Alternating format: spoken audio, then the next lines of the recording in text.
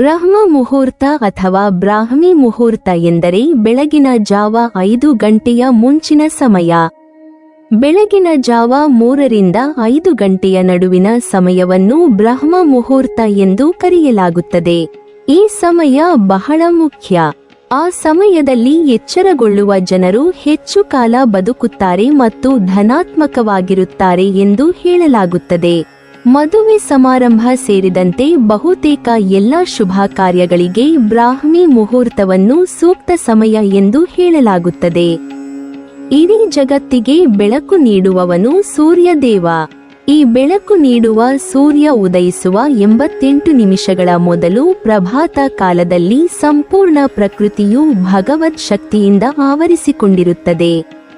ಇದನ್ನೇ ಬ್ರಾಹ್ಮಿ ಮುಹೂರ್ತವೆಂದು ಕರೆಯಲಾಗುತ್ತದೆ. ಈ ಸಮಯದಲ್ಲಿ ಸರಸ್ವತಿ ದೇವಿಯ ಆಶೀರ್ವಾದ ಹೆಚ್ಚಿರುತ್ತದೆ ಎಂದು ಸಹ ಹೇಳಲಾಗುತ್ತದೆ. ಈ ಮುಹೂರ್ತವನ್ನು ಯಾವಾಗಲೂ ಶಾಸ್ತ್ರಗಳಲ್ಲಿ ಅತ್ಯಂತ ವಿಶೇಷವೆಂದು ಪರಿಗಣಿಸಲಾಗಿದೆ. ಈ ಮುಹೂರ್ತವು ದೇವರ ದರ್ಶನ ಮತ್ತು ದೇವರ ಆಶೀರ್ವಾದವನ್ನು ಪಡೆಯಲು ಅತ್ಯಂತ ಸೂಕ್ತ ಸಮಯವೆನ್ನುವ ನಂಬಿಕೆಯಿದೆ. ಈ ಮುಹೂರ್ತದಲ್ಲಿ ಮಾಡುವ ಪ್ರತಿಯೊಂದು ಕೆಲಸಗಳ ಮೇಲೂ ದೇವರ ಆಶೀರ್ವಾದ ಇರುತ್ತದೆ ಎಂದು ಹೇಳಲಾಗುತ್ತದೆ.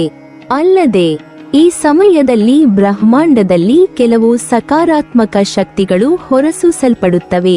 ಈ ಮುಹೂರ್ತದಲ್ಲಿ ಯೋಗ ಮತ್ತು ಧ್ಯಾನದ ಮೂಲಕ ನಿಮ್ಮೊಳಗಿನ ನಿಮ್ಮನ್ನು ಅರಿತುಕೊಳ್ಳಬಹುದು. ಬ್ರಹ್ಮ ಮುಹೂರ್ತದಲ್ಲಿ ಹುಟ್ಟುವ ಮಕ್ಕಳು ಎಷ್ಟು ವಿಶೇಷವಾದುದೆಂದರೆ ಈ ಮುಹೂರ್ತದಲ್ಲಿ ಹುಟ್ಟಿದವರು ಹಿಂದಿನ ಜನ್ಮದಲ್ಲಿ ಪುಣ್ಯ ಮತ್ತು ದೇವರ ಭಕ್ತಿಯನ್ನು ಮಾಡಿರಬೇಕು ಎಂಬ ನಂಬಿಕೆ ಇದೆ.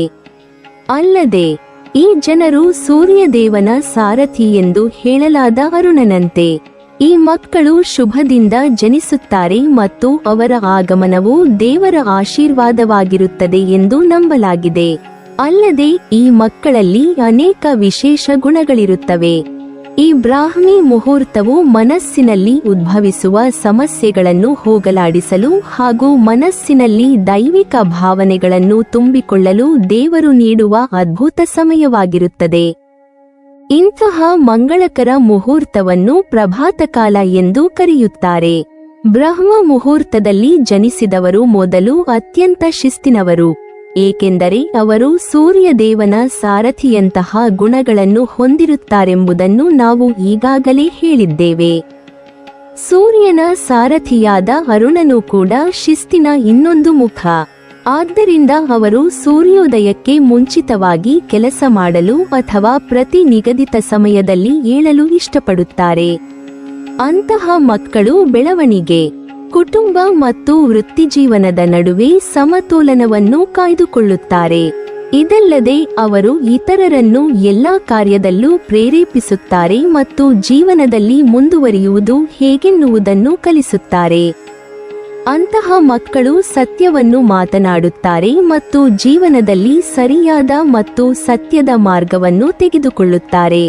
ಇದರ ಹೊರತಾಗಿ ಯಾರ ಜೀವನದಲ್ಲಿ ಅವರು ಇದ್ದಾರೆಯೋ ಅವರಿಗೆ ಹೊಸ ಮಾರ್ಗಗಳು ಪ್ರಾರಂಭವಾಗುತ್ತವೆ. ಈ ರೀತಿಯಾಗಿ ಈ ಮಕ್ಕಳು ತಮ್ಮ ವಿಶಿಷ್ಟ ಕೆಲಸಗಳೊಂದಿಗೆ ತಮ್ಮ ಅಳಿಸಲಾಗದ ಛಾಪನ್ನು ಬಿಡುವಲ್ಲಿ ನಿಷ್ಣಾತರಾಗಿದ್ದಾರೆ. ಈ ಬ್ರಾಹ್ಮಿ ಮುಹೂರ್ತದಲ್ಲಿ ನೀವು ಶಿವನನ್ನು ಆರಾಧಿಸಿದರೆ ನಿಮಗೆ ಜೀವನದಲ್ಲಿ ಅನೇಕ ಅದ್ಭುತಗಳು ಪ್ರಾಪ್ತಿಯಾಗುತ್ತದೆ ಎಂದು ಹೇಳಲಾಗುತ್ತದೆ. ಈ ಸಮಯದಲ್ಲಿ ಭಗವಾನ್ ಶಿವನನ್ನು ಪೂಜಿಸುವ ಮೂಲಕ ಸಾಕ್ಷಾತ್ ಬ್ರಹ್ಮನೇ ಸಾಕಷ್ಟು ವರಗಳನ್ನು ಪಡೆದುಕೊಂಡಿದ್ದ ಎಂದು ಪುರಾಣ ಹೇಳುತ್ತದೆ.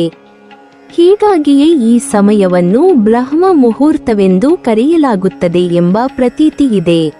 ಬ್ರಹ್ಮ ಮುಹೂರ್ತವು ದೇವರಿಗೆ ಸಂಬಂಧಿಸಿದ ದೇವರ ಆರಾಧನೆಗೆ ಮೀಸಲಾದ ಶುಭ ಗಳಿಗೆಯಾಗಿದೆ.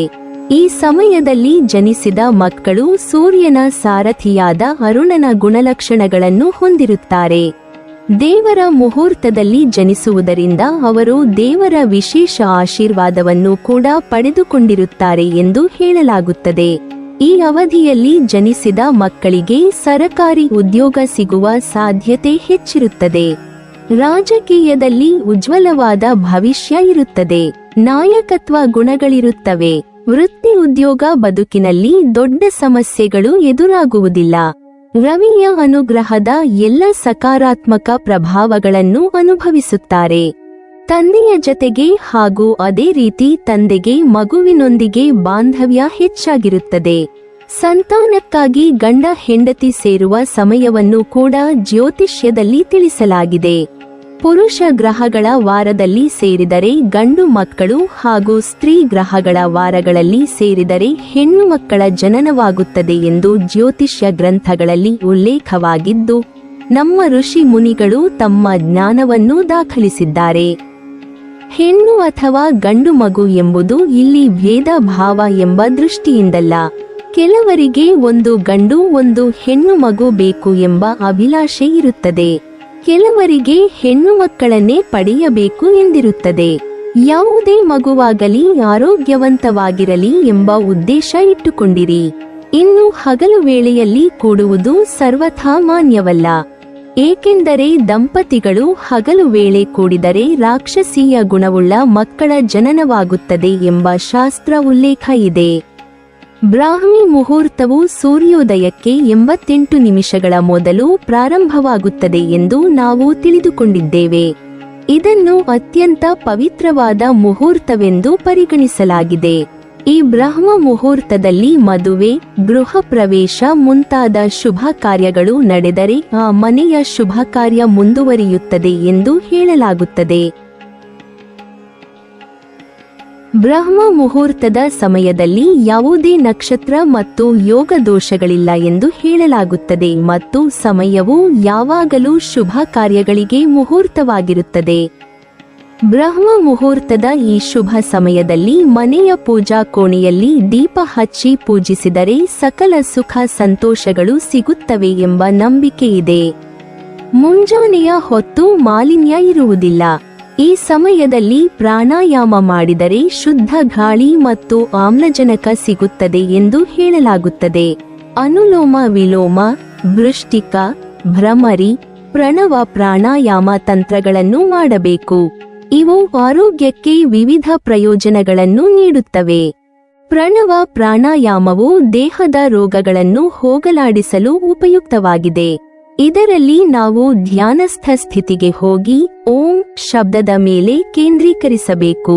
ಇದನ್ನು ಸರಳ ರೀತಿಯಲ್ಲಿ ಮಾಡಲು ಆಳವಾದ ಉಸಿರನ್ನು ತೆಗೆದುಕೊಳ್ಳಿ. ಉಸಿರಾಡುವಾಗ ಓಂ ಎಂದು ಹೇಳಿ. ನೀವು ನಿಮ್ಮ ಕಣ್ಣುಗಳನ್ನು ಮುಚ್ಚಿ ಮತ್ತು ದೇಹದೊಳಗೆ ಈ ಓಂ ಅನ್ನು ಅನುಭವಿಸಬೇಕು. ನಿಮ್ಮ ಒತ್ತಡವನ್ನು ಕಡಿಮೆ ಮಾಡುವ ಮೂಲಕ ಉತ್ತಮ ದಿನವನ್ನು ಪ್ರಾರಂಭಿಸಲು ಇದು ಅತ್ಯುತ್ತಮ ಮಾರ್ಗವಾಗಿದೆ. ಪ್ರಣವ ಪ್ರಾಣಾಯಾಮದೊಂದಿಗೆ ನೀವು ಆಳವಾದ ಉಸಿರಿನೊಂದಿಗೆ ಮಂತ್ರವನ್ನು ಜಪಿಸುತ್ತೀರಿ. ಇದು ನಿಮ್ಮ ಸಂಪೂರ್ಣ ವ್ಯವಸ್ಥೆಗೆ ಧನಾತ್ಮಕ ಕಂಪನಗಳನ್ನು ನೀಡುತ್ತದೆ ಮತ್ತು ಇದು ದೇಹಕ್ಕೆ ಸಾಕಷ್ಟು ಆಮ್ಲಜನಕವನ್ನು ಒದಗಿಸುತ್ತದೆ. ನೀವು ಆರೋಗ್ಯಕರ ದೀರ್ಘಾಯುಷ್ಯವನ್ನು ಬಯಸಿದರೆ ಬೆಳಿಗ್ಗೆ ಬೇಗನೆ ನಡೆಯಲು ಪ್ರಾರಂಭಿಸಿ.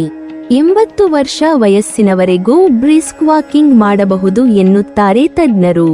ಕೀಲು, ಉಸಿರಾಟ ಮತ್ತು ಹೃದಯದ ತೊಂದರೆ ಇರುವವರು ಹೆಚ್ಚು ವೇಗವಾಗಿ ನಡೆಯಬಾರದು ಮತ್ತು ನಿಧಾನವಾಗಿ ನಡೆಯಬೇಕು.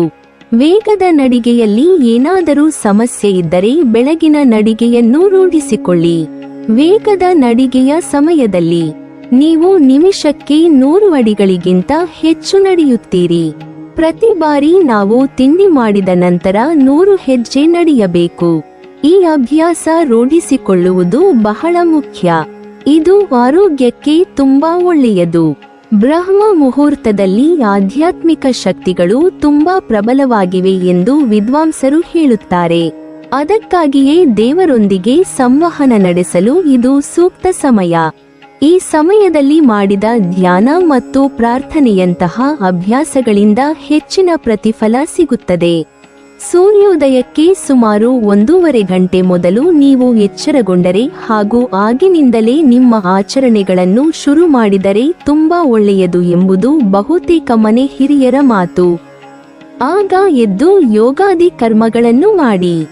ಸೂರ್ಯೋದಯವನ್ನು ವೀಕ್ಷಿಸಿದರೆ ಅದು ಆರೋಗ್ಯಕ್ಕೆ ತುಂಬಾ ಒಳ್ಳೆಯದು ಎಂಬ ಪ್ರತೀತಿ ಇದೆ. ಸೂರ್ಯ ಹುಟ್ಟುವುದಕ್ಕೂ ಮುಂಚಿತವಾಗಿ ಪ್ರಕಟವಾದ ನಾರಾಯಣನ ಸಾರಥಿ ಎಂದು ಕರೆಯಲ್ಪಡುವ ಅರುಣ ತನ್ನ ಕೆಂಪು ಕಿರಣಗಳ ರೂಪದಲ್ಲಿ ಕಾಣಿಸಿಕೊಳ್ಳುತ್ತಾನೆ.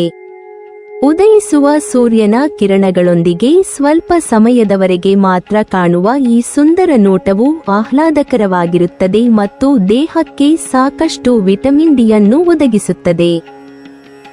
ನೀವಿನ್ನೂ ನಮ್ಮ ಚಾನೆಲ್ ಅನ್ನು ಸಬ್ಸ್ಕ್ರೈಬ್ ಮಾಡಿಲ್ವಾ? ಹಾಗಾದರೆ ಈ ಕೂಡಲೇ ನಮ್ಮ ಇಂದ್ರಜಾಲ ಚಾನೆಲ್ ಅನ್ನು ಸಬ್ಸ್ಕ್ರೈಬ್ ಮಾಡಿ ಮತ್ತು ಪಕ್ಕದಲ್ಲಿರುವ ಬೆಲ್ ಐಕಾನ್ ಅನ್ನು ಕ್ಲಿಕ್ ಮಾಡಿದರೆ ನಮ್ಮ ಹೊಸ ವಿಡಿಯೋಗಳನ್ನು ನೀವು ನೋಡಬಹುದು.